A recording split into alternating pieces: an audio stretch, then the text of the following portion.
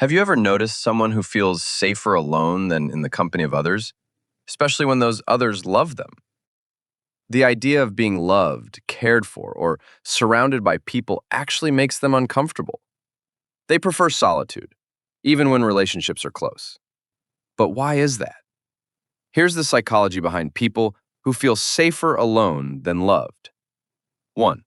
The fear of vulnerability. For many, being loved means being vulnerable, and vulnerability is a scary thing. When someone loves you, they see you for who you truly are, flaws and all. That level of intimacy can feel overwhelming for people who are afraid of being judged or hurt. In psychological terms, this is related to attachment anxiety. People with this type of attachment style often fear that opening up emotionally will make them feel exposed or rejected. The idea of being loved becomes a double-edged sword. While it's comforting, it also triggers a deep fear of vulnerability. So they retreat into isolation, where they can protect themselves from emotional exposure. 2. A desire for independence. Some people feel safer alone because they value emotional independence. Being loved often comes with expectations to meet needs, give affection, and sometimes sacrifice their own desires for the relationship. For them, being loved means losing a sense of freedom. When they're alone, they don't have to answer to anyone.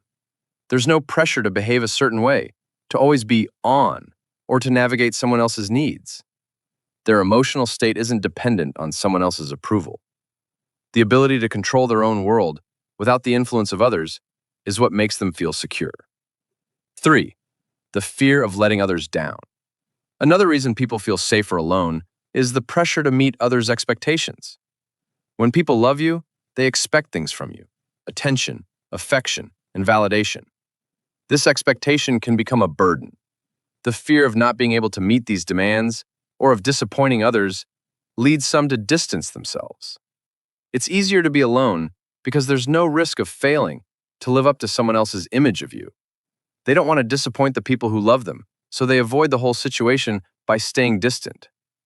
The more they're loved, the higher the stakes, and the more they feel like they could fall short. 4. Fear of dependence on others.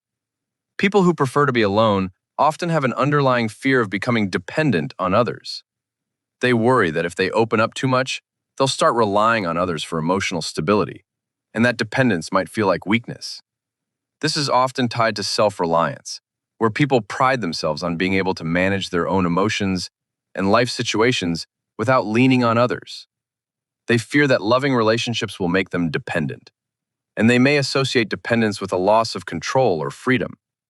So staying alone feels safer because they maintain complete autonomy.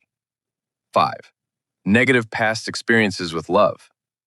Sometimes, people who feel safer alone have had negative experiences with love in the past. Whether it's past rejection, abandonment, or betrayal, these experiences shape how they view relationships.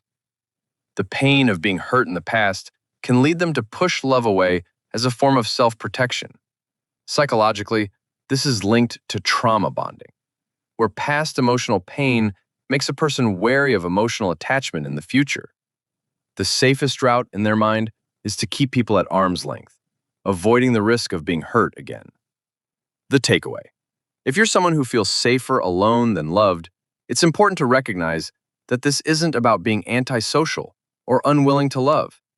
It's often a defense mechanism rooted in fear of vulnerability, loss of independence, or past emotional wounds. While solitude can feel comforting, remember that allowing yourself to experience healthy relationships is just as important for emotional growth. If you found this video insightful, don't forget to hit that like button, subscribe to Human Codex, and check out our other videos on human behavior and habits. See you in the next one.